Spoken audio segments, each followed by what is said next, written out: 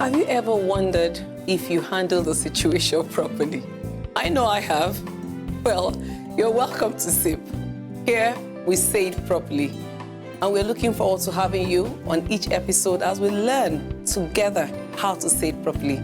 I am MABEL FOLUKE IRUKERA. See you then.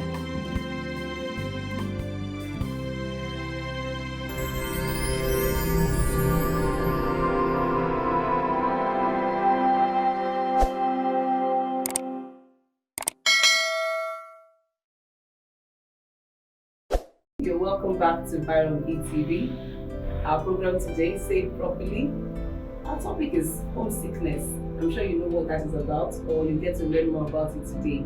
My name is MABEL FOLUKE IRUKERA, and we're going to be talking about homesickness. Have you experienced that before?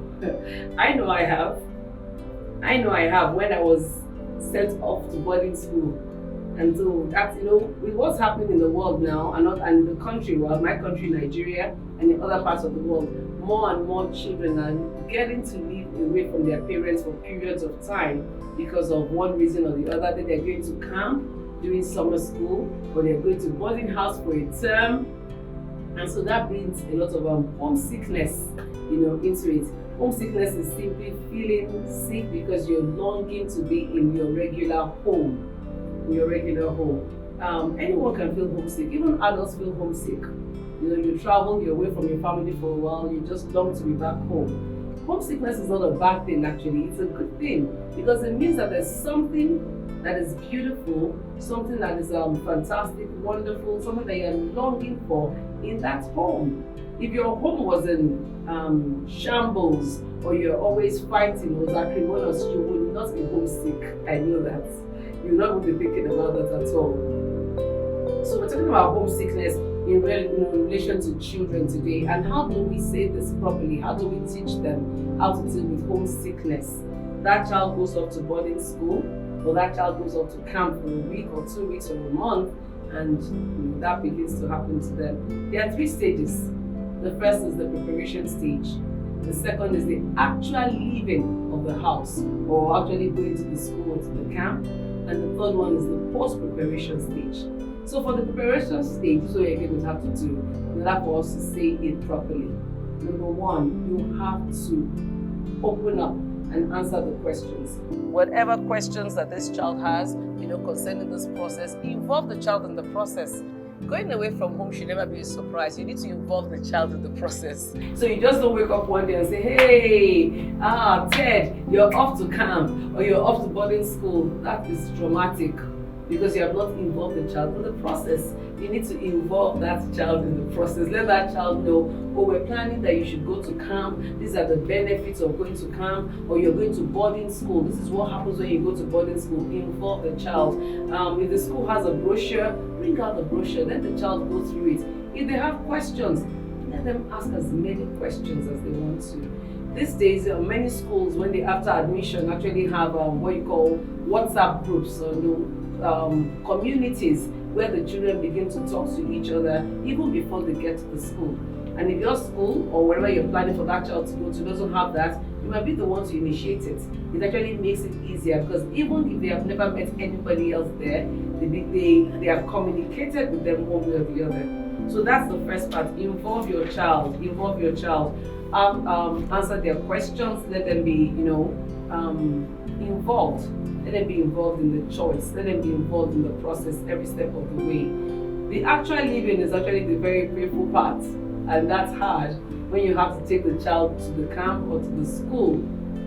When that happens, first it's like going to kindergarten for the first time. What you need to do is to be prepared. As you're going there, whether you're going by bus, you're going by taxi, you're going by your car, by train, however you're going, make sure that ride is exciting. You're talking about different things, what you do during the holidays, so that child mentally knows that I'm not being sent away. I'm going to come back to this house. Because children can be funny in their thinking. I'm thinking, why are you sending me away? And that even brings me to a point. I remember when my son went off to boarding school, his younger friends in church actually said to the mom that, I don't know why they sent him away. So I had to call the mom. Mom had to call me to explain to her children that going off to boarding school does not mean that the parents don't love him anymore.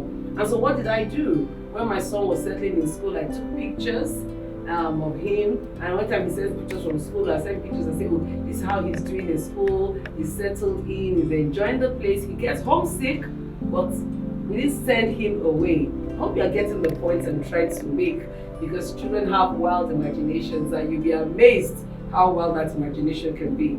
So let that child know that you're going to be dropping him or her off.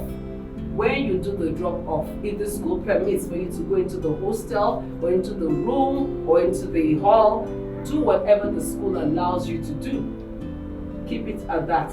Don't push for more, because they are the professionals. They know what level of engagement you need to have at the actual leaving. And so you go in there, you do that,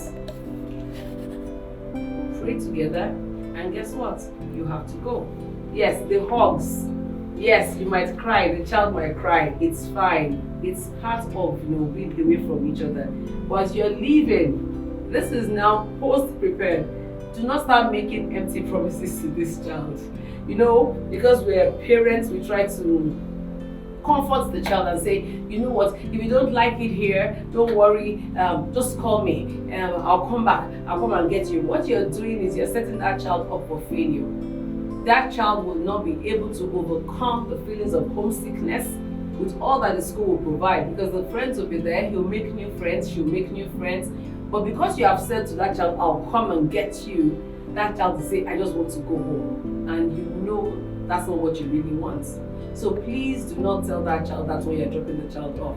Just say when it's time. If they have visiting days, let them know that visiting days will be there. If they do not have visiting days, let them know when you will come back to pick him or her. That's very important. So talking about communication, while the child is in school, the level or away from home, because at times it's not school, maybe away from home, the level of communication that the organization with that child allows is what you should do. If they say you can communicate once a week, keep it at that.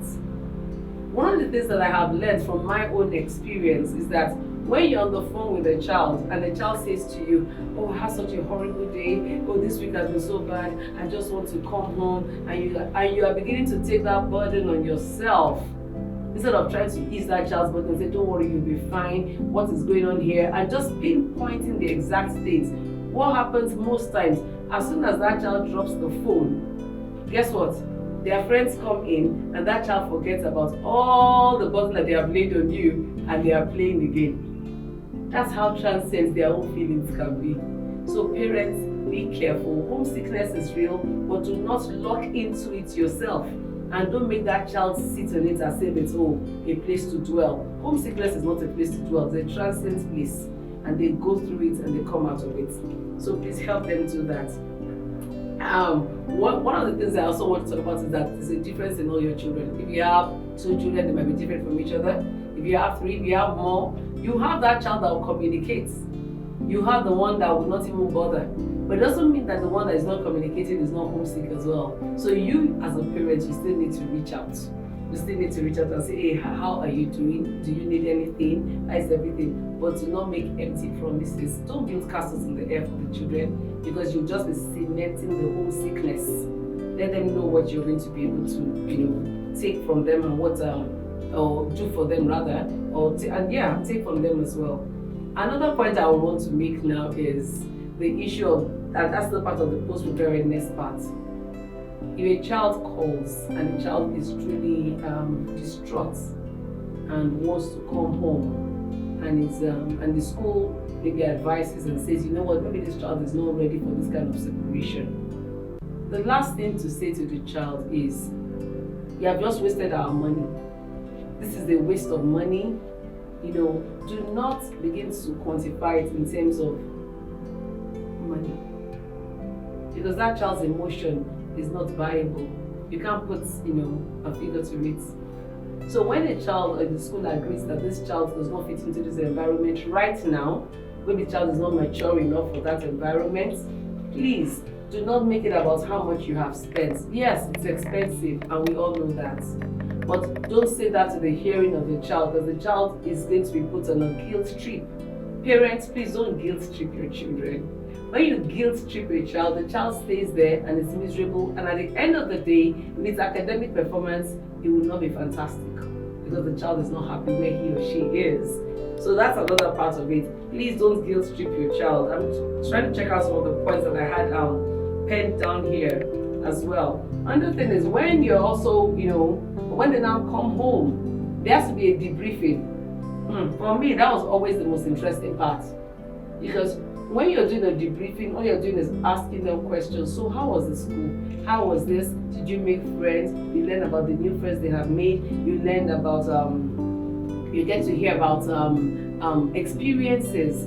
Because part of the reason they leave home is to get these new experiences and exposure that will make them confident, competent, and independent. So if you're not a part of that process, you just have a child that is going away from you, and you're wondering, is this still my child? So you have to continually engage. When they're on holiday, speak to them about all the experiences, learn from them about what they know, and you go back. If there are things that you need to change, that's what I always call debriefing. Because I remember that, I'll take these long car rides, and you'll be in the car and I'll be talking and talking, and don't make it formal.